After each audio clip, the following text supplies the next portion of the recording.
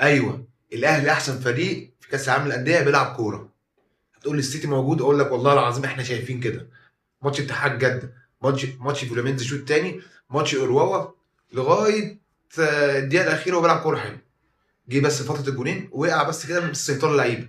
لكن الاهلي احسن فريق في كاس العالم 2023 في جده بيلعب كره قدم. السيتي مش في ماتش اورواوا على فكره.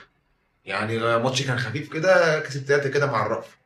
لكن الاهلي احسن فريق بيلعب كوره اوروبيه، من الاخر على ارض عربيه.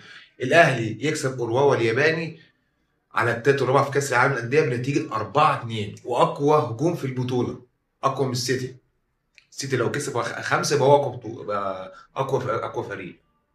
لكن الاهلي يحقق الميداليه البرونزيه للمره الرابعه في تاريخه.